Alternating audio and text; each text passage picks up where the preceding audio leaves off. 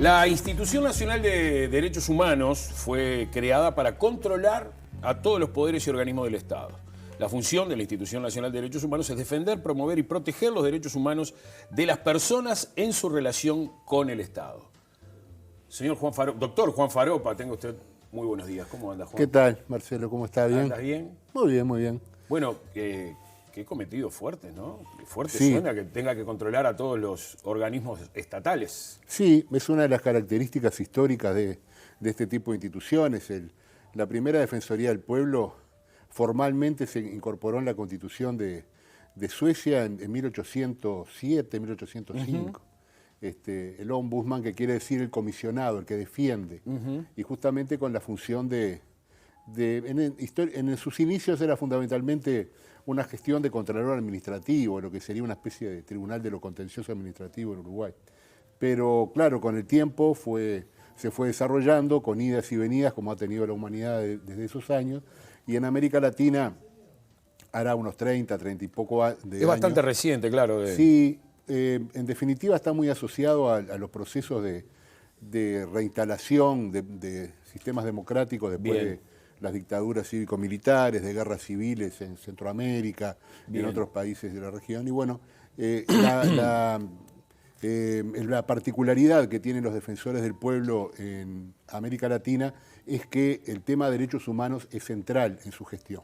El control ya no es un control administrativo de la función administrativa, sino específicamente respecto a si los estados cumplen o no cumplen sus obligaciones en materia de derechos humanos. Bien, incluso hablábamos mucho con los compañeros en la producción. Cuando uno habla de la Institución Nacional de Derechos Humanos, mucha gente parece que todavía sigue entendiendo que eso se refiere prácticamente al pasado reciente y a sus consecuencias, ¿no? Pero además de eso, que también se incluye, hay otro montón de temáticas, ¿no? Yo, por ejemplo, temáticas vinculadas a la salud mental, los derechos vulnerados de las personas en situación de discapacidad, cometidos vinculados incluso hasta la comunicación audiovisual, ¿no? Sí, sí. Bueno, derecho a la salud, los temas ambientales, el derecho a la educación, el acceso a la educación. Lo que pasa es que en Uruguay todavía sigue sucediendo que cuando uno dice derechos humanos hay como una remisión natural al pasado reciente. Lo cual está bien, porque esas violaciones son violaciones que todavía hoy se están dando. Sí, señor. Que siguen siendo el presente.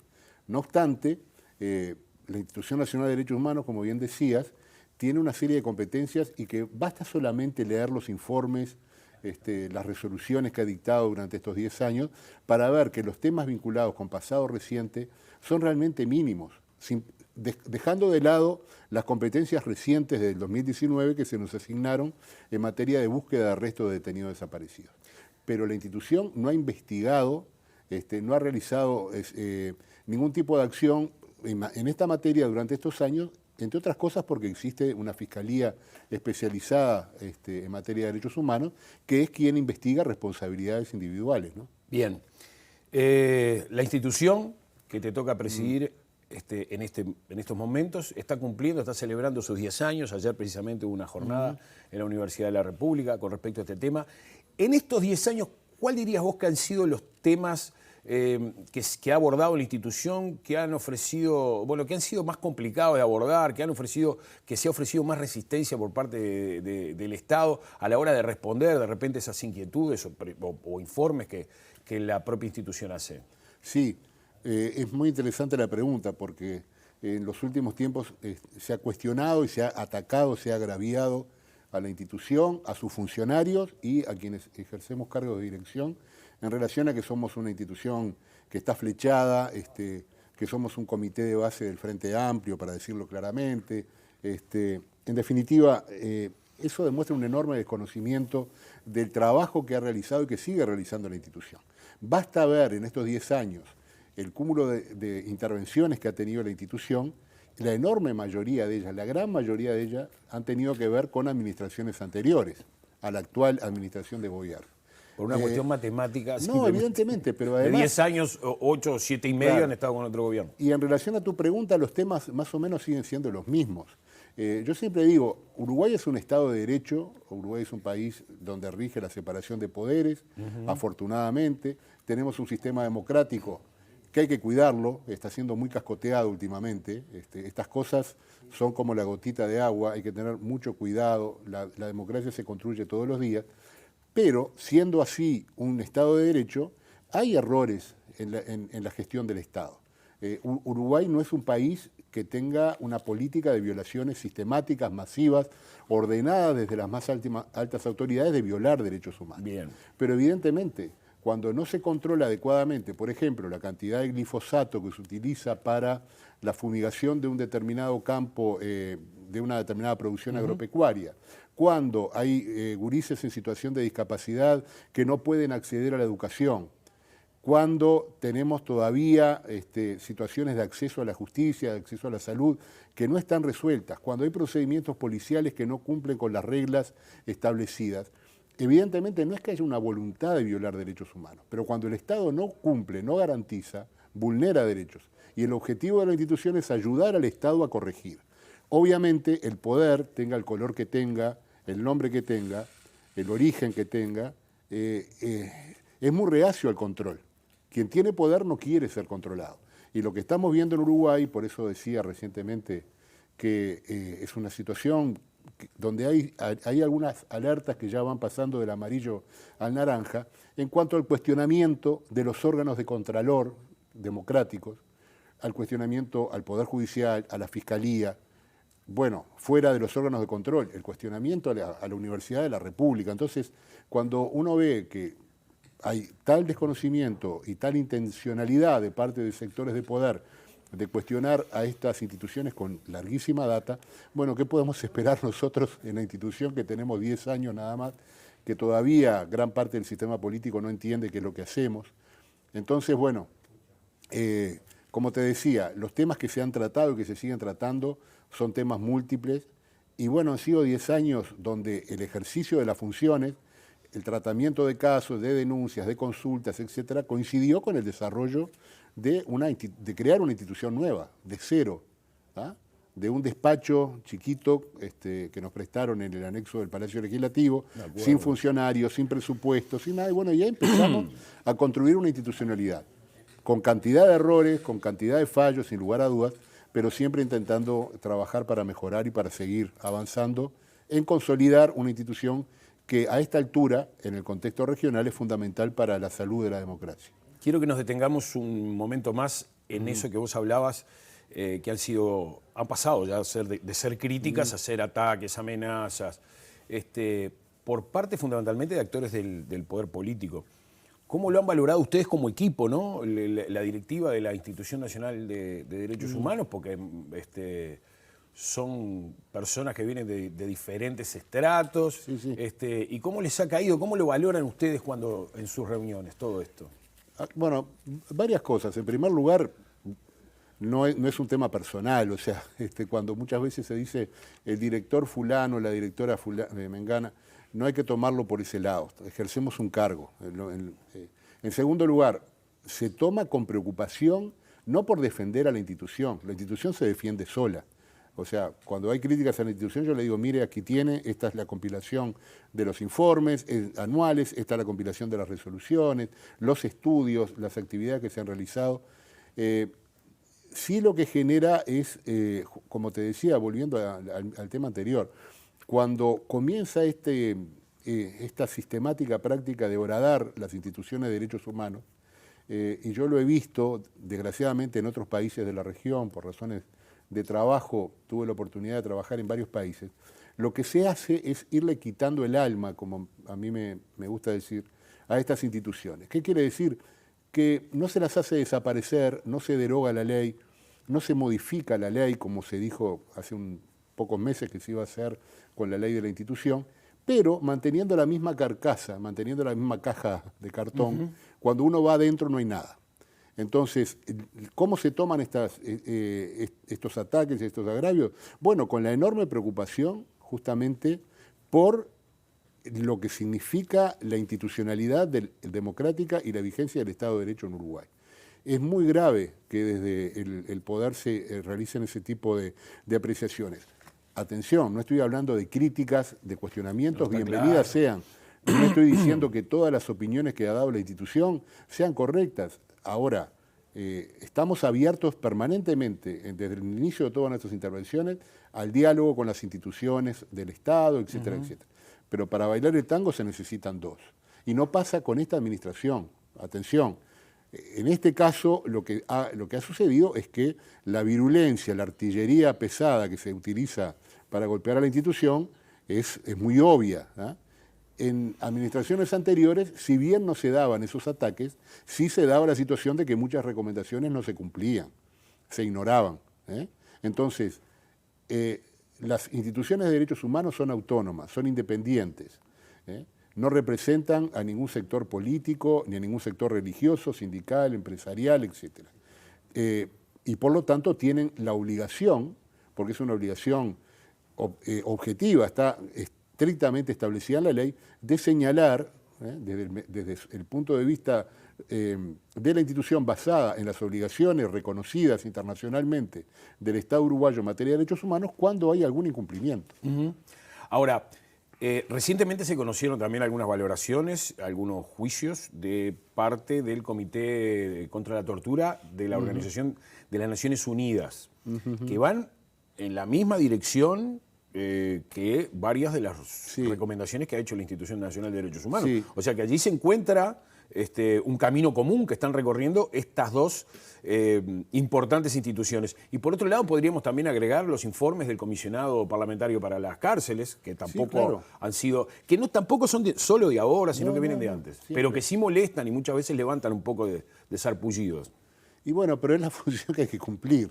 Y cuando uno sabe que lo hace con honestidad, con transparencia, y que realmente está poniendo lo que realmente cree y entiende que corresponde en determinada situación, bueno, como siempre digo, estamos totalmente abiertos y bienvenidos a cualquier tipo de cuestionamiento, de crítica. El debate, el intercambio de ideas, la discrepancia civilizada es fundamental también en una sociedad democrática. Una de las cosas que de ese informe del Comité contra la Tortura es precisamente que veía con preocupación los ataques y los agravios a la Institución Nacional de Derechos Humanos. ¿Se sintieron respaldados en ese sentido? Sin duda. Y bueno, ayer la alta comisionada para los derechos humanos de Naciones Unidas, la doctora Michelle Bachelet, realizó una comunicación general señalando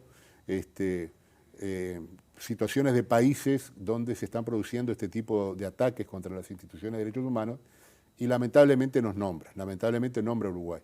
Es una tristeza muy grande, porque Uruguay, en los tiempos que no existió una institucionalidad democrática, en los tiempos del terrorismo de Estado, etcétera, etcétera, era un país cuestionado, señalado, observado internacionalmente por violaciones de derechos humanos.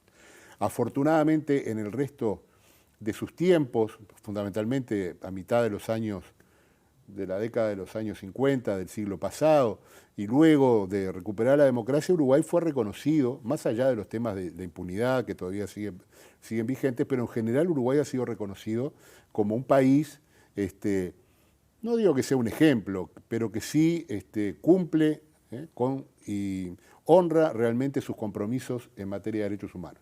Y es triste, por eso te digo, aparecer en una comunicación junto con las defensorías del pueblo o las instituciones de derechos humanos de otros países donde la calidad democrática lamentablemente no tiene los índices de aceptación como tiene la de Uruguay. Hace un ratito decías que se intentó por lo menos reformar la Institución Nacional de Derechos Humanos a través de una reforma legal, pero no se ha conseguido. ¿Vos decís que eso ya está, que no va a haber una reforma desde el punto de vista legislativo? No, todo puede ser. Todo puede pasar. A ver, si la reforma es para mejorar, bienvenida sea. Las leyes son obras humanas y como tales pueden mejorarse siempre. El límite claramente es el cumplimiento de lo que se conocen como los principios de París, que son principios reconocidos por la Asamblea de las Naciones Unidas respecto a las características que deben tener estas instituciones nacionales de derechos humanos en todo el mundo. Autonomía, independencia, no recibir órdenes de ningún poder del Estado y fundamentalmente tener un vínculo muy cercano con la institucionalidad pública, pero también con las organizaciones de la sociedad civil. Bien. Tener una legitimidad que emana justamente de que los integrantes del Consejo Directivo sean propuestos por organizaciones de la sociedad civil, por supuesto que al Consejo Directivo lo nombra la Asamblea General por una mayoría especial, en principio, y esto estaba muy bien pensado en la ley. Se requiere que los integrantes del Consejo Directivo de la Institución de Derechos Humanos tengan el máximo consenso político en su nombramiento y además se superponen los periodos de gobierno con los mandatos del Consejo Directivo, a los efectos de que no coincidan y que pueda haber realmente mayores garantías para el control.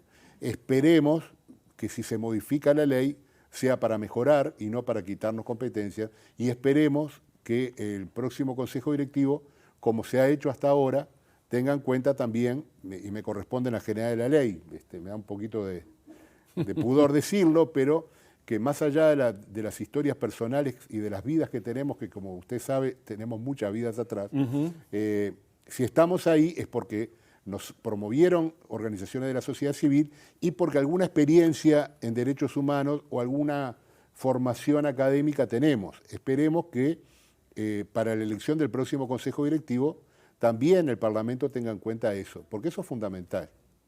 La ley de creación de la Institución Nacional de Derechos Humanos habla también sugiere la continuidad de alguno de los miembros de la dirección, de la directiva, como para precisamente darle continuidad a los procesos.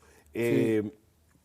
Porque esto se viene eso sí, de aquí a poco el cambio, el recambio de autoridades, más allá de estas condiciones que vos decís que tendría que tener ese recambio, que sigan teniendo, bueno, que haya ese consenso de la sociedad civil, y que haya expertise en aquellos miembros que sean elegidos. Pero bueno, esa continuidad, ¿te parece que se va a dar? Porque es una sugerencia, no es obligatorio. Claro. En lo personal, como bien saben, si a alguien se le ocurriera la mala idea de proponerme continuar, no puedo, porque ya he cumplido dos periodos en el Consejo Directivo y por ley no puedo volver a presentarme o a postular para integrar el Consejo Directivo. Además de que en el momento del cese, los directores y las directoras durante 3 años no pueden ser candidatos a cargos electivos nacionales o departamentales, ni ocupar cargo de particular confianza, ni trabajar profesionalmente. En el caso, por ejemplo, yo soy abogado, si yo mañana quisiera trabajar con algún organismo que fue objeto en su momento de control de la institución, no podría hacerlo en casos llevados contra la institución. O sea, hay una cantidad de controles y de garantías que a mí además en lo personal me dan una enorme tranquilidad de conciencia en el sentido de que nadie puede pensar que estoy buscando mi reelección, porque no puedo, claro, ni que estoy realizando ningún otro tipo de campaña personal para una eventual carrera política, que aparte ya estamos grandes, Marcelo, y el tiempo pasa muy rápido.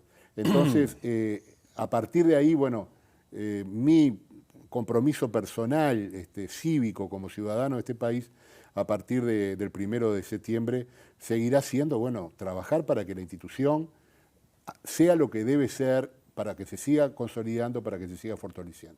Respecto al tema más puntual que me preguntás, la verdad que no sé, no tengo ni idea qué se está manejando a nivel del Parlamento respecto a la designación del nuevo Consejo, y tampoco tengo idea de las intenciones que podrían tener mis colegas de poder continuar. Formalmente, en principio, de los 5, 4, si aceptan y si son promovidos, podrían seguir. Bien. Juan, resumime rápidamente cómo estuvo la jornada de ayer en la que se celebraron los 10 años de la Institución Nacional de Derechos Humanos, con la presencia de importantes participantes del exterior, inclusive. Sí. Bueno, fue el inicio de esta celebración que va a terminar el 22 de junio en el Salón de los Pasos Perdidos, donde se va a celebrar la Asamblea Nacional de Derechos Humanos, que va a tener como tema justamente 10 años de la instalación de la Institución Nacional de Derechos Humanos. La actividad de ayer estuvo muy buena desde el punto de vista académico, pero además me pareció sumamente importante que participaran, que asistieran el señor presidente de la Suprema Corte de Justicia, el señor fiscal de Corte y Procurador General de la Nación, porque eso le dio me parece una imagen, o se emitió un mensaje de fortaleza en la institucionalidad pública, en la defensa de los derechos humanos, que me parece que es sumamente importante. Y luego, el resumen de las presentaciones fundamentalmente se basó en esa preocupación que yo te decía anteriormente. el deterioro o el intento de parte de sectores de poder político, económico, social, de limitar, de atacar los mecanismos de contralor, sean en temas de transparencia, anticorrupción, en temas de manejo de activos, el Tribunal de lo Contencioso Administrativo, la Institución Nacional de Derechos Humanos. Eso es muy, muy grave si se sigue instalando, porque la democracia es un sistema de pesos y contrapesos. Yo no tengo problema que las instituciones del Estado tengan más potestades, pero la potestad en democracia va acompañada de control. Si no hay control, el paso de la arbitrariedad está ahí, muy cerquita. Querido Juan Faropa, sin duda alguna que es una alegría enorme tenerte aquí en los estudios de TV Ciudad, en nuestro programa Ciudad Viva. No puedo decir lo mismo de que sea tan alegre las conclusiones que uno saca, porque es muy compartible esa preocupación que ha quedado clara a través de tus palabras. Muchísimas gracias por habernos acompañado. Pero en la bajada la cosa mejora, siempre hay un mensaje de optimismo y de alegría. Vamos arriba, en la bajada de la murga. Bueno, bien, nos vamos a la calle, nos vamos al